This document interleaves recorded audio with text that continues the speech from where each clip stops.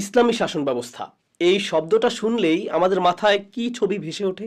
হয়তো কঠোর আইন বা বিভিন্ন শাস্তির কথা। আজকের এই আলোচনায় আমরা এমন একটা দৃষ্টিভঙ্গি তুলে ধরব যা এই সব পরিচিত ধারণাকেই চ্যালেঞ্জ করে আর বলে যে আসল ভিত্তি আইন নয়, বরং ন্যায় বিচার। আচ্ছা, তাহলে চলুন একদম মূল প্রশ্নটা দিয়েই শুরু করা যাক। ইসলামী শাসনের আসল উদ্দেশ্যটা আসলে কি?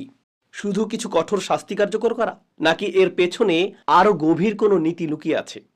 তো এই পুরো ব্যাপারটা বুঝতে হলে আমাদেরকে আসলে দুটো একদম আলাদা কিন্তু খুব গুরুত্বপূর্ণ কনসেপ্টকে বুঝতে হবে। একদিকে আছে ধর্মীয় অনুশাসন, যেটাকে আমরা শরিয়া বলি, আর অন্যদিকে আছে সার্বজনীন ন্যায় বিচার, যার আরবি প্রতিশব্দ হলো কেইস্ত। দেখুন, শরিয়ার বিধানগুলো যেমন ধরুন নামাজ, রোজা বা নির্দিষ্ট কিছু শাস্তি, এগুলো তো মূলত মুসলিম কমিউনিটির জন্য।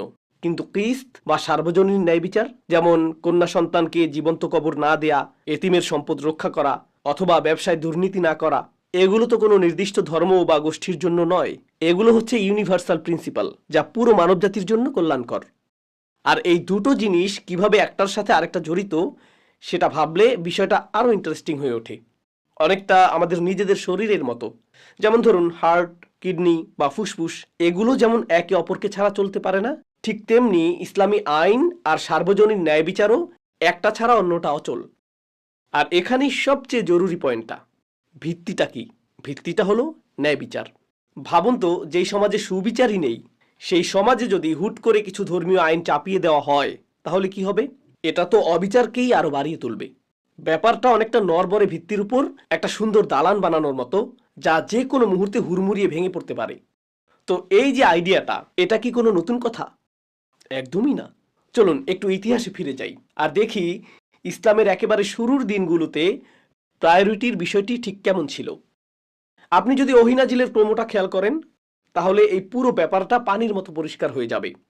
মক্কি জীবনের প্রথম ১৩ বছর যত আয়াত নাজিল হয়েছে, তার প্রায় সবগুলোর মূল ফোকাসই ছিল এই সার্বজনীন ন্যায় বিচার বা কিস্ত প্রতিষ্ঠা করা। এরপর যখন মদিনায় একটা ন্যায়ভিত্তিক সমাজ তৈরি হলো, ঠিক তখনই কিন্তু শরিয়ার নির্দিষ্ট বিধানগুলো চালু করা হয়। অর্থাৎ আগে ফাউন্ডেশন, তারপর তার উপর বিল্ডিং। এমনকি রাসূলুল্লাহ সাল্লাল্লাহু আলাইহি সাল্লামের সাহাবীদের চিন্তাভাবনাও ঠিক এটাই ছিল। তাদের মূল উদ্দেশ্য কিন্তু আইন বা শাস্তি প্রয়োগ করা ছিল না, বরং এমন এক ন্যায় বিচার প্রতিষ্ঠা করা ছিল যা প্রত্যেকটা মানুষের অধিকারকে নিশ্চিত করবে। তাদের সংগ্রামটা ছিল আসলে জুলুমের বিরুদ্ধে, মানুষের মৌলিক স্বাধীনতার পক্ষে। কিন্তু দুঃখের বিষয় হলো, ইতিহাসে একটা সময় এসে বড়সড় একটা পরিবর্তন ঘটে। প্রথম প্রজন্মের পর শাসন ব্যবস্থা ধীরে ধীরে তার মূল স্পিরিট থেকে সরে যেতে থাকে। সেখানে ধর্মীয় আচার অনুষ্ঠানগুলো হয়তো ঠিকই ছিল, কিন্তু যে সার্বজনীন ন্যায় বিচারের ওপর পুরো সিস্টেমটা দাঁড়িয়েছিল, সেটাই আস্তে আস্তে হারিয়ে যেতে শুরু করে। এই যে ঐতিহাসিক পরিবর্তন, এটা আমাদেরকে একটা খুব জরুরি প্রশ্নের সামনে এসে দাঁড় করায়। ইসলামী সরকার বলতে আমরা আসলে কি বুঝি? কোরআন কি এর কোনো নির্দিষ্ট কাঠামো বা মডেলের কথা বলেছে? একটা অদ্ভুত ব্যাপার খেয়াল করেছেন কি? কোরআন যখন বিয়ে, তালাক বা উত্তরাধিকারের মতো ব্যক্তিগত বিষয় নিয়ে কথা বলে, তখন একদম খুঁটিনাটি সব বলে দেয়।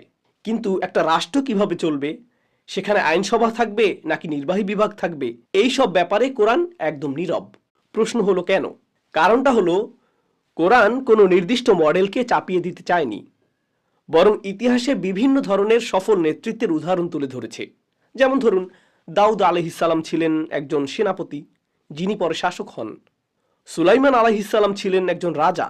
আবার আবিসিনিয়ার রাজা নাজ্জাশী, যিনি মুসলিম ছিলেন না কিন্তু ন্যায়পরায়ণ ছিলেন, তার শাসনকেও কিন্তু স্বীকৃতি দেওয়া হয়েছে। তাহলে মূল মেসেজটা কি দাঁড়ালো? মেসেজটা খুবই পরিষ্কার। সিস্টেমটা কি রাজতন্ত্র, গণতন্ত্র নাকি অন্য কিছু, সেটা বড় কথা নয়। আসল কথা হলো, সেই সিস্টেমটা ন্যায় বিচার প্রতিষ্ঠা করতে পারছে কিনা।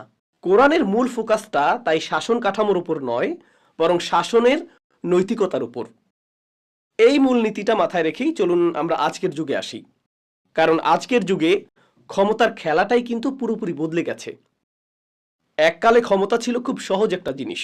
ক্ষমতা মানেই ছিল একটা সিংহাসন, একজন রাজা বা খলিফা, তার হাতেই থাকতো সমস্ত ক্ষমতা। তিনিই ছিলেন আইন, তিনিই ছিলেন বিচারক, আবার তিনিই ছিলেন সেনাপতি। কিন্তু আজকের দুনিয়ায় ক্ষমতা আর কোনো একটা সিংহাসনে বসে নেই। এটা এখন একটা অদৃশ্য নেটওয়ার্কের মতো পুরো সমাজে ছড়িয়ে ছিটিয়ে আছে। সরকার তো এই বিশাল নেটওয়ার্কের একটা অংশ মাত্র। এর বাইরে আছে বড় বড় tech company, global bank, media আর সোশ্যাল মিডিয়া এবং মাল্টিন্যাশনাল কর্পোরেশন। সত্যি বলতে এদের সবার সম্মিলিত প্রভাব প্রায়ই একটা দেশের সরকারের চেয়েও অনেক বেশি হয়ে যায়। তাহলে প্রশ্নটা হলো, ক্ষমতার এই জটিল নেটওয়ার্কের যুগে ন্যায় বিচার প্রতিষ্ঠা করার পথটা কি? যদি শুধু রাষ্ট্র ক্ষমতা দখল করাই একমাত্র সমাধান না হয়, তাহলে আমাদের করণীয়টা কি? উত্তরটি এখানে উলাইয়া নামে একটি কোরআনিক ধারণার কথা বলছে। এর সহজ মানে হলো কৌশলগত জোট বা স্ট্র্যাটেজিক অ্যালায়েন্স তৈরি করা, অর্থাৎ একে অপরকে ব্যবসা, প্রযুক্তি বা জ্ঞান দিয়ে সাহায্য করার মাধ্যমে একটা সম্মিলিত শক্তি তৈরি করা। আর এই কাজটা করার জন্য একটা নির্দিষ্ট অর্ডারের কথা বলা হয়েছে। চাইলেই কিন্তু 3 নম্বর ধাপ থেকে শুরু করা যাবে না। প্রথম ধাপ হলো ইবাদতের মাধ্যমে নিজেকে আধ্যাত্মিকভাবে শক্তিশালী করা। দ্বিতীয় ধাপে সেই শক্তি নিয়ে সমাজে ভালো কাজ এবং ন্যায় বিচার প্রতিষ্ঠার চেষ্টা করা। আর সবার শেষে তৃতীয় ধাপে যখন সেই প্রতিষ্ঠিত ন্যায় বিচার কোনো হুমকির মুখে পড়বে, তখন তাকে রক্ষা করার জন্য সংগ্রাম করা। তার মানে আসল পরিবর্তনটা যদি আনতে হয়, তাহলে আমাদের ফোকাসটা শুধুমাত্র রাজনীতির ময়দানে রাখলে চলবে না, বরং ক্ষমতার নেটওয়ার্কের প্রত্যেকটা ক্ষেত্রে, সেটা প্রযুক্তি হোক, শিক্ষা হোক, ব্যবসা বা মিডিয়া, নিজেদেরকে শক্তিশালী করতে হবে এবং প্রভাব তৈরি করতে হবে। তাহলে এই পুরো আলোচনার শেষে আমরা কোথায় এসে দাঁড়ালাম? মূল কথাটা হলো, আকাশ থেকে কোনো পারফেক্ট সিস্টেম আমাদের জন্য নেমে আসবে না। পরিবর্তনটা বাস্তবতার মধ্যেই নিজেদের সামর্থ্যকে ব্যবহার করেই করতে হবে। আর এখানেই কোরআনের সেই বিখ্যাত আয়াতটি আমাদের পথ দেখায়, ফাত্তাকুল্লাহ মাস্তাতাতুম। অতএব তোমরা আল্লাহকে ভয় করো তোমাদের সাধ্যানুযায়ী। অর্থাৎ যার যার অবস্থান থেকে নিজের সর্বোচ্চ সামর্থ্য দিয়ে ন্যায় বিচার প্রতিষ্ঠার জন্য কাজ করে যাওয়াই মূল কথা।